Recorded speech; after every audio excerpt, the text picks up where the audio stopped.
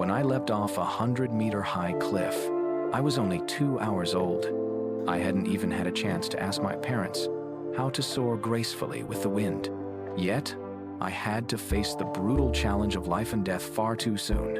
I am a newly hatched barnacle goose, a fragile life pushed to the edge by fate from the very beginning. To escape ruthless predators, my parents, in an act of love, built our nest atop a 100-meter cliff. After 25 days of tender care, my 2 siblings and I finally hatched, but our mother had grown visibly thinner. Looking at her ruffled feathers, the Arctic wind, at that moment, felt especially piercing. To make things worse, our parents couldn't feed us on the cliff. We had to reach the wetlands, 2 kilometers away, as fast as possible. Otherwise, hunger would become a reaper's scythe, slowly cutting away our fragile little lives. Our very first step was to leap into the abyss. Truly, everything seems destined by fate. Our father took the lead and showed us how it's done. He landed successfully on a nearby rock. Honestly, he did look pretty impressive. But before we could admire him, our mother was already urging us to take that all-important first step, which could also be our very last. I wobbled nervously to the edge of the cliff. No.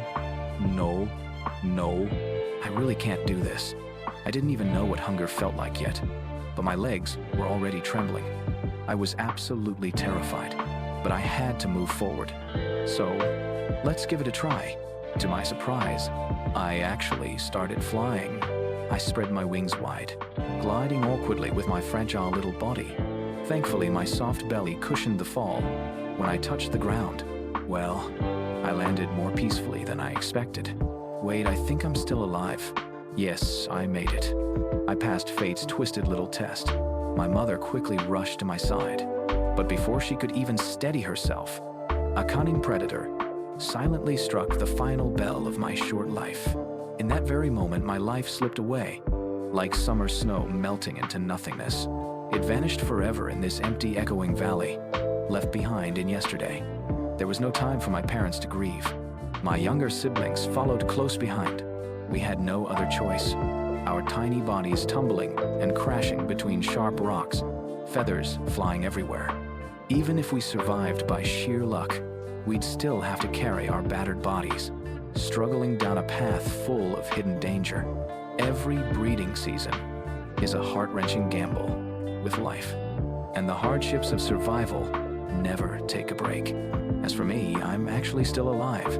I've just drifted apart from time itself.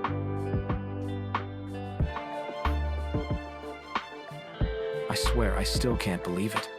There's music playing in the pond. During summer, ponds like this are always home to a bunch of tadpoles, born with moms raised by none. And the reason they thrive in this tiny pond is simple. They know this place is cleaner than anywhere else. Well, except maybe your wallet, unless that's empty too. Just the day before yesterday, also known as yesterday, our alpha tadpole's heart restarted as the snow melted, and it discovered that summer feels hotter than winter because, well, summer is warmer. Still, all this heat made him just want to hold her tight. Wait, who's that? Girl, don't move. You wouldn't want your man to lose his job, would you? Get lost. When a toad sleeps with a frog, ugly but smooth with the ladies. Not long after, the pond began to bubble with the leftovers of their romance.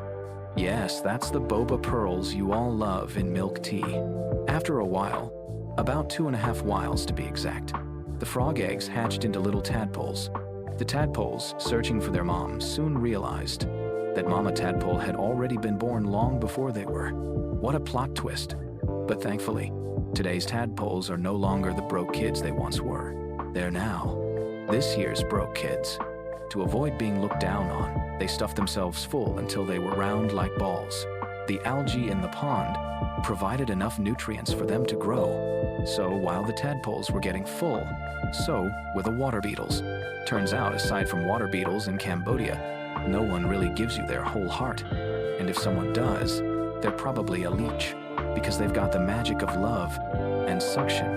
Ha ha ha, good things never happen to me, but bad luck always finds me first. The tadpoles, who keep getting hit by fate, say life is like a phone call. Either you hang up or I do. Witnessing this cruel scene, their neighbor, a fish who lives worried but dies peacefully, sighed. That looks delicious. How much sorrow can one carry, you ask? About 3,000 yuan and a receding hairline. Like most overworked beings on Earth, tadpoles exist in massive numbers. When the sun rises, they head to the cafeteria in swarms.